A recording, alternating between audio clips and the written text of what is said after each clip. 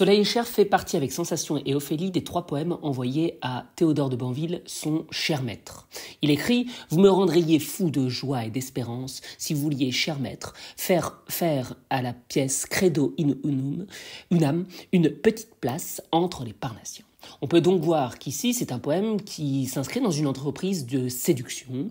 Il cherche à placer son poème, qui a pour le moment un titre latin, dans la revue des Parnassiens. Donc, ici, il se place dans une relation de filiation avec les œuvres de Hugo, mais aussi celles des poètes romantiques et parnassiens. Le premier titre, donc Credo in unam, reprend plusieurs procédés de la poésie de Leconte de Lisle ainsi que son matérialisme. C'est un titre provocateur et ouvertement anticatholique, car il propose ici, si je puis dire, un contre-credo. En effet, le credo, je le rappelle au passage, est une prière qui a pour but de professer sa foi. C'est un poème qui procède à un éloge de l'Antiquité grecque. On peut voir alors ici une sorte de néopaganisme. Il opère alors une double célébration.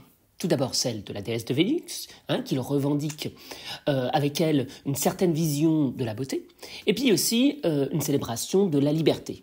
Il exprime en fait une réconciliation du corps et de l'esprit et appelle à une désaliénation corporelle. Ainsi, Rimbaud rompt avec le moralisme du Second Empire qui aliène les corps et les esprits et opère donc une révolte morale et spirituelle. Rimbaud émet le vœu de remonter par-delà le christianisme, vers les temps païens, où, sans remords à cette époque, on s'abandonnait au plaisir et au culte du corps. La première partie du poème exprime son désir au temps de l'antique jeunesse, et il fait la somme de ses regrets. Il oppose le passé, pur ruissellement de la vie infinie, je cite, à aujourd'hui, qui est une misère de l'homme aveuglé. La deuxième partie que nous allons étudier procède à une profession de foi. Le poète y dit son allégeance à Vénus. Et à travers cette prière, il exprime une critique de l'homme et une foi dans la beauté qui serait ici incarnée par la femme. Alors, avant qu'on ne lise le poème, on peut déjà poser la problématique et voir en quoi Soleil et chair exprime une révolte tout à la fois morale et esthétique. Je crois en toi, divine mère. Aphrodite marine. Oh, la route est amère. Depuis que l'autre Dieu nous attelle à sa croix, chair, marbre, fleur, Vénus, c'est en toi que je crois. Oui, l'homme est triste, ailé, triste sous le ciel vaste. Il a des vêtements, parce qu'il n'est plus chaste, parce qu'il a sali son fier buste de Dieu, et qu'il a rabougri comme une idole au feu. Son corps olympien, aux servitudes sales. Oui, même après la mort, dans les squelettes opales, il veut vivre, insultant la première beauté. Et l'idole, où tu mis tant de virginité, où tu divinisas notre argile, la femme, afin que l'homme pût éclairer sa pauvre âme, et monter lentement dans un immense amour, de la prison terrestre à la beauté du jour. La femme ne sait plus même être courtisane. C'est une bonne farce. Et le monde ricane. Au nom doux et sacré de la grande Vénus. Le premier mouvement de Soleil et chair 2 parodie la forme de la prière. Rimbaud remplace le dieu chrétien par une déesse païenne, ici Vénus. Il tourne donc le dos au Christ, montré comme une sorte de bourreau, et s'en remet au plaisir sensuel de la matière. On peut voir un caractère quasi épicurien du poème. Tout d'abord, nous pouvons voir au vers 1 « Je crois en toi » une répétition de l'exclamation qui accentue sa croyance envers Vénus. De plus, au vers 2, la double périphrase « Divine mère Aphrodite marine » accentue sa grande éloge envers Vénus. Puis il utilise une interjection élégiaque qui est haut pour exclamer son engouement. Ensuite, au vers 2, le contre-rejet accentue le mot amer et le met en avant. Le contre-rejet, la route est amère depuis que l'autre Dieu, etc., renforce en fait l'amertume de la route qui se voit alors comme brisée, comme barré. Cela permet précisément de rejeter le Christ au vers suivant. D'ailleurs, la périphrase de Jésus-Christ, exprimée comme étant l'autre Dieu, vise à le déprécier. Il en est réduit à l'état second, à l'état d'altérité, et est montré comme un usurpateur qui ne mérite même pas le fait d'être nommé.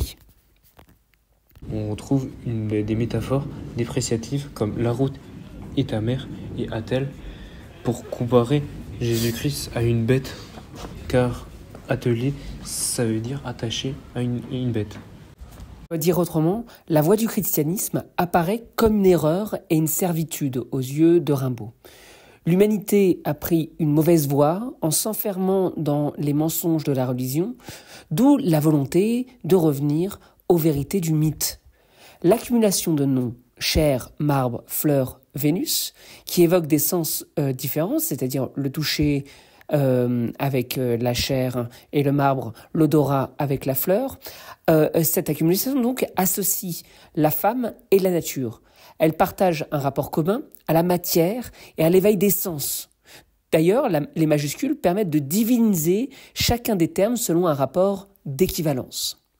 Enfin, on pourra remarquer le caractère circulaire de cette profession de foi. Elle commence et termine par le verbe croire, permettant ainsi d'appuyer l'expression de son allégeance, de sa fidélité à cette déesse qui les réhabilite. Le deuxième mouvement, quant à lui, on peut voir que Rimbaud inverse le motif de la chute chrétienne et montre que c'est au contraire sa spiritualité, sa foi, qui a contribué à atténuer l'homme. La religion aurait tué la puissance divine de l'humanité en l'amenant à mépriser son corps. Donc, dans un premier temps, on peut voir que le « oui » avec un tiret marque une rupture, un changement d'énergie dans le poème. Donc, directement, le poème va faire comme si on parlait totalement d'autre chose. Puis, les adjectifs péjoratifs et la répétition triste et les tristes appuient la description péjorative de l'homme, et l'homme étant écrit avec un grand H, ce qui veut dire que nous parlons de l'humanité en général. Puis le vers va se finir par le ciel vaste, qui va créer une antithèse avec l'homme, et le fait que ça soit sous l'homme qui soit sous le ciel vaste va donner l'impression que l'homme est inférieur au ciel, donc inférieur à Dieu. Ensuite, les trois propositions subordonnées circonstancielles de cause qui vont suivre montrent finalement que l'homme a sali le corps offert par Dieu avec par exemple le vers « parce qu'il n'est plus chaste », parce qu'il a sali son fier buste de Dieu, donc là qu'il a sali son corps offert par Dieu, et qu'il a rabougri. Au vers 8, l'auteur utilise la comparaison comme il le feu pour insister sur le fait que l'homme est impacté dans son esprit et qu'il est un triste et qui blasphème la religion. Au vers 9, l'auteur utilise une antithèse à corps olympien et aux servitudes sales pour souligner la déchéance. Cela montre que malgré que l'homme a un beau corps, il est sali par ses actes et sa foi. On remarquera au passage la diérèse sur l'adjectif olympien qui souligne bien combien le corps était important avant et à quel point ces servitudes l'ont sali, l'ont rabougri, l'ont rétréci. Alors, il évoque par une périphrase la vie céleste promise après le jugement dernier en parlant de « après la mort ». Mais Rimbaud se refuse à employer là le vocabulaire catholique et présente la résurrection des hommes et des âmes en des termes volontairement simples, prosaïques, je veux dire par là réalistes. C'est le cas notamment du groupe nominal squelette pâle qui constitue une forme de pléonasme. On peut voir que là, qu'il y a chez Rimbaud une entreprise de désacralisation. Il enlève tout caractère sacré par le vocabulaire notamment, ayant une vocation presque blasphématrice. On remarquera que toute la fin est marquée par des antithèses, celle entre la mort et la vie, qui permet de mettre en évidence l'absurdité de la croyance au paradis. Ça montre là combien cette conception de la vie humaine est contre nature. Et on remarquera également une deuxième antithèse entre la première beauté, qui était l'état d'avant de l'homme, et le participe présent insulté, soulignant par le contraste, encore une fois, l'idée d'une déchéance. Enfin, le troisième mouvement. Eh bien, on peut voir que le troisième mouvement est dédié cette fois à la femme. Rimbaud présente la femme comme un double de Vénus, comme une divinité incarnant la beauté. En l'empêchant d'assumer sa naturelle sensualité, l'ancienne religion l'a également entraînée dans une forme de déchéance. Le poète exprime l'idéal d'une beauté libérée de toute forme de moralité. Et là, en fait, on peut voir une sorte d'allégeance au credo parnassien de l'art pour l'art. L'art n'a rien à voir avec la morale, il est là uniquement pour le plaisir esthétique qu'il suscite.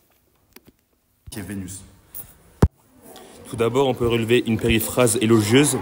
Et l'idole où tu as mis tant de virginité, il parle de la femme comme un être parfait, la divinise. Au verset 13, on a une référence mythologique à Pandore.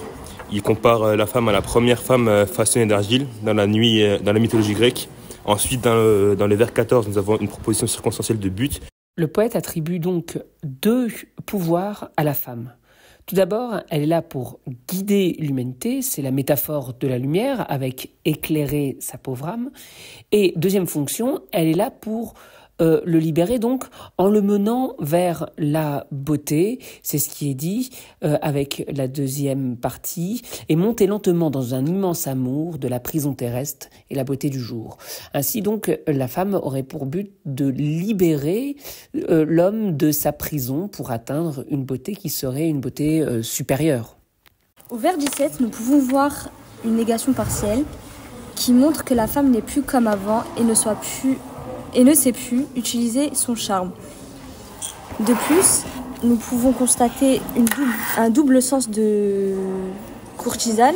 Rimbaud s'amuse de la polysémie, c'est-à-dire de la multiplicité des sens du terme courtisane, car d'une part, être une courtisane, c'est une femme de cour. Dans ce cas, il valorise les femmes qui seraient du côté de la noblesse, mais une courtisane, c'est aussi une femme qui est courtisée, et c'est donc une prostituée, sous-entendant alors que les femmes ne savent plus jouer de leur corps, pour le dire de façon atténuée. L'exclamation « c'est une bonne phrase » forme une antiphrase, c'est-à-dire qu'elle est en vérité ironique. Il présente comme une blague ce qui relève pour lui d'une tragédie. Et il souligne ainsi de façon ironique la bêtise que constitue le retournement qu'il a décrit, c'est-à-dire que l'homme et la femme ont tourné le dos à leur chair. Nous pouvons voir au vers 19 une antithèse entre la grandeur de Vénus et les moqueries. Cela montre que Vénus n'est plus considérée comme une déesse par les hommes. Cette antithèse met en valeur l'injuste sort dont la déesse de la beauté est, hélas, la cible. Elle, qui est si grande, se voit alors moquée. Pour conclure, on pourra dire que Soleil et Cher exprime une révolte avant tout morale. En effet, Rimbaud rejette la morale religieuse, la morale chrétienne de son époque, en notamment affirmant en attaquant le dualisme et surtout en prêchant cette fois une supériorité du corps sur l'âme, à l'inverse de ce que dirait la religion catholique. Soleil et Cher exprime également une révolte esthétique. En effet, dans ce poème, Rimbaud professe une volonté d'en revenir à la beauté antique et surtout, il met en scène une esthétique reposant sur la sensualité, sur le mélange des sens, sur la synesthésie qui est propre à la poésie symboliste. On pourrait comparer Soleil et Cher à un autre poème, Vénus Anadyomène, qui se trouve également dans les cahiers de Douai. Et dans ce poème, on assiste cette fois à un contre-blason de Vénus. Elle n'est plus la divinité louée, mais elle devient au contraire une beauté, une divinité rabaissée. Il s'amuse à enlaidir celle qui est aux yeux de tous et aux yeux de la tradition, l'incarnation de la beauté.